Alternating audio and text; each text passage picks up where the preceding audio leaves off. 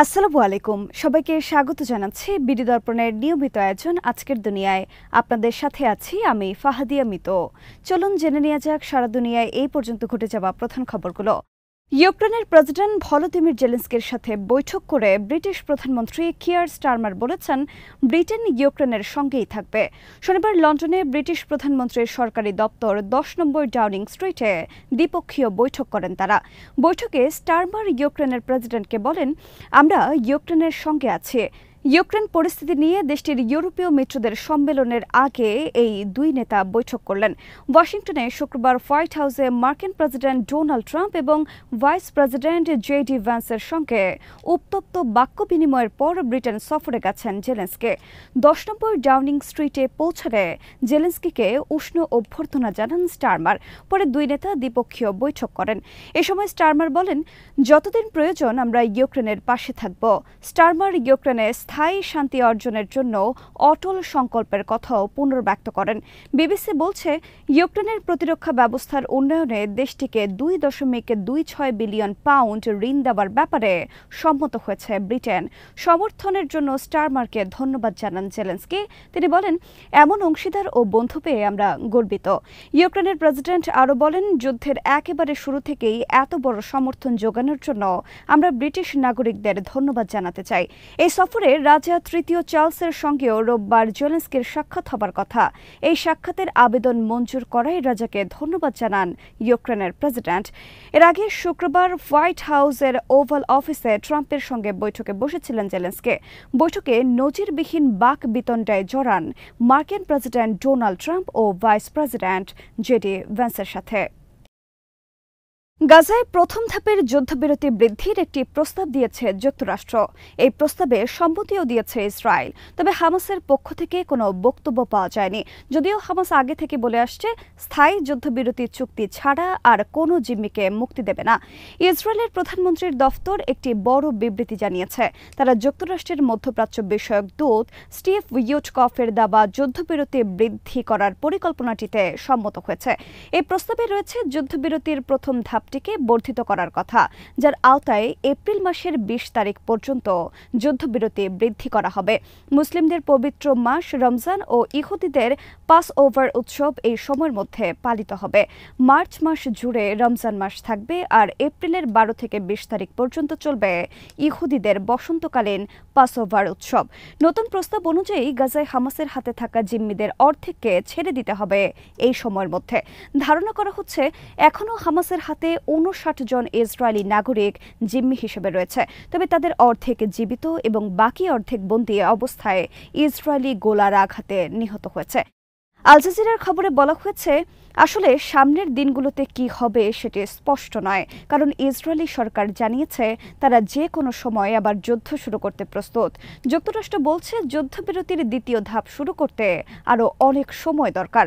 কাজেই এই বর্ধিত সময়ের মধ্যে অর্ধেক জিম্মিকে মুক্তি দেওয়া হোক এবং যুদ্ধবন্ধের চূড়ান্ত সিদ্ধান্ত হলে বাকি অর্ধেক জিম্মি মুক্তি পাবে।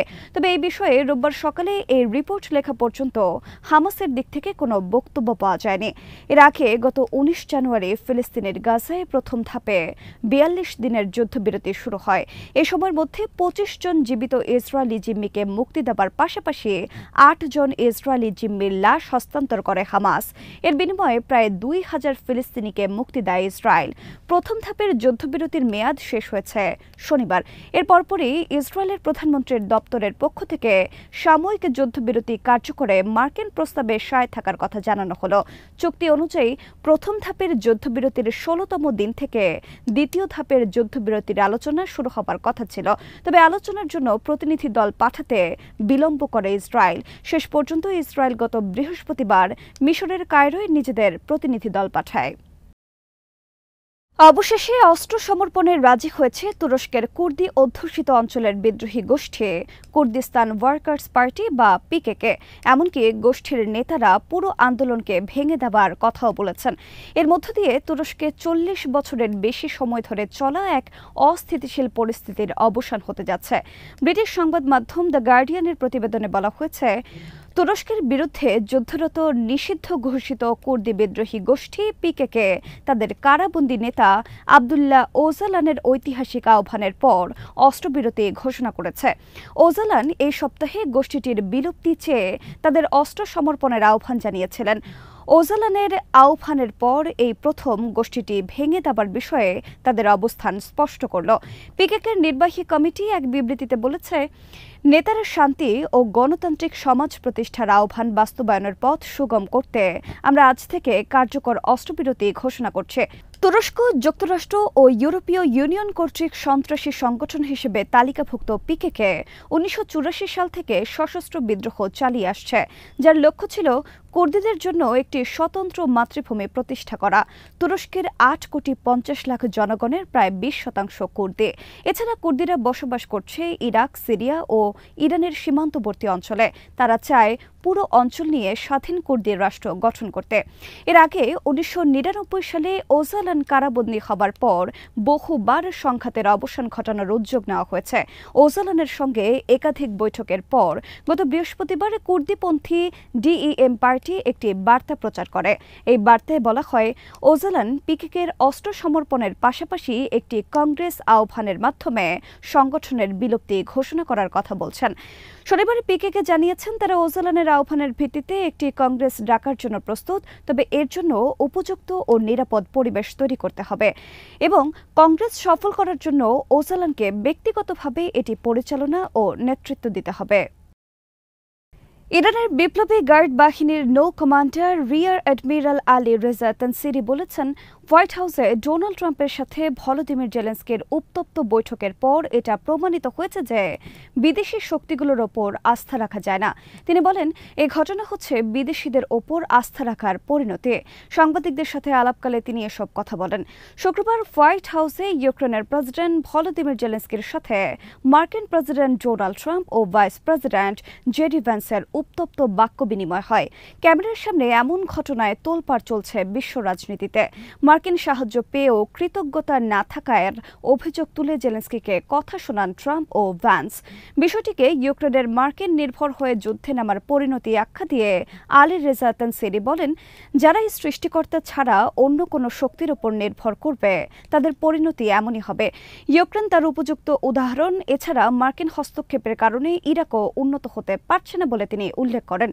ইউক্রেন প্রসঙ্গে এই ইরানি জেনারেল বলেন, একটি আধা ইউরোপীয় দেশ সম্পর্কেই যদি ডোনাল্ড ট্রাম্পের এমন দৃষ্টিভঙ্গি থাকে, তাহলে মুসলিম দেশগুলোর সঙ্গে তার ব্যবহার কেমন হবে সেটি সবার কাছে স্পষ্ট।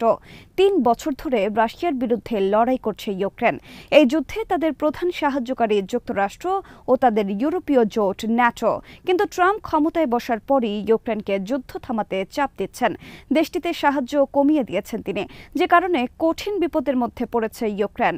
কারণ রাশিয়া ইতোমধ্যেই তাদের 1/5 ভূখণ্ড দখল করে নিয়েছে। এখন যুক্তরাষ্ট্র সহযোগিতার হাত সরিয়ে নিলে এই ভূখণ্ড আর উদ্ধার করা সম্ভব হবে না তাদের পক্ষে। অন্যদিকে এই যুদ্ধে শুরু থেকেই রাশিয়াকে সমর্থন দিয়েছে ইরান। তারা রাশিয়াকে ড্রোনও দিয়েছে বলে অভিযোগ আছে। ইউক্রেন যুদ্ধে প্রচুর ইরানি ড্রোন ব্যবহার করেছে রাশিয়া।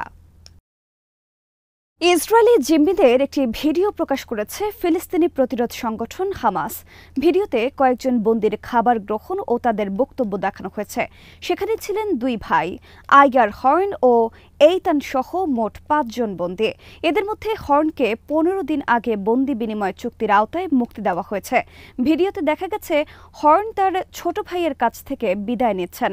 টাইমস অফ ইসরায়েল জানিয়েছে, ছোট ভাই এইতান এখনও হামাসের হাতে জিম্মি হিসেবে রয়েছেন। ভিডিওটি প্রকাশের পর বন্দীদের পরিবার যুদ্ধবিরতি চুক্তি দ্বিতীয় ধাপে নিয়ে যাবার দাবি আরও জোরালো করেছে। তারা দ্রুত জীবিত জিম্মিদের ফেরত পেতে চায়। ভিডিওতে 2 ভাই পাশাপাশি দাঁড়িয়ে একে অন্যের কাঁধে হাতে রেখে কথা বলেন। এইতান বলেন, আমি খুবই খুশি যে আমার ভাই কাল মুক্তি পেতে যাচ্ছে, কিন্তু পরিবারগুলোকে আলাদা করা হচ্ছে, এটা কিছুতেই যুক্তিযুক্ত হতে পারে না। ইসরায়েলি সরকার ও সেনাবাহিনীর উদ্দেশ্যে তিনি বলেন, দ্রুত সবাইকে এখান থেকে বের করুন, আমাদের জীবনগুলোকে ধ্বংস করবেন না। পরদিন মুক্তি পেতে যাওয়া ভাইকে আলিঙ্গন করে তিনি বলেন, মা বাবা সহ সবাইকে বলবে যুদ্ধবিরতি চুক্তির দাবিতে বিক্ষোভ অব্যাহত রাখতে।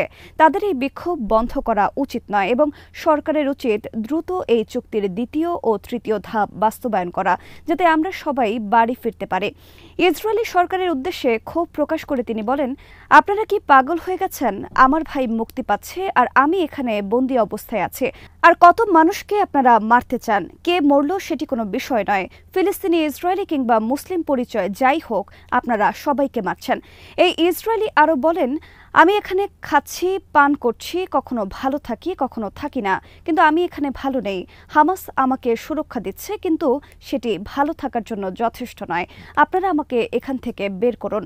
ভিডিওর শেষ দিকে তিনি নেতানিয়াহুকে দ্বিতীয় ও তৃতীয় ধাপের চুক্তি বাস্তবায়ন করতে অনুরোধ করেন। ভিডিওর শেষে হামাস একটি বার্তা দিয়েছে, যাতে বলা হয়েছে দ্রুত সময় শেষ হয়ে যাচ্ছে। আজ এখানেই শেষ করছি। সবাই ভালো থাকুন, সুস্থ থাকুন আর দেখতে থাকুন বিডি দর্পণ। চ্যানেলটি ভালো লাগলে সাবস্ক্রাইব করুন, সংযুক্ত থাকুন আমাদের ফেসবুক পেজে। আল্লাহ হাফেজ।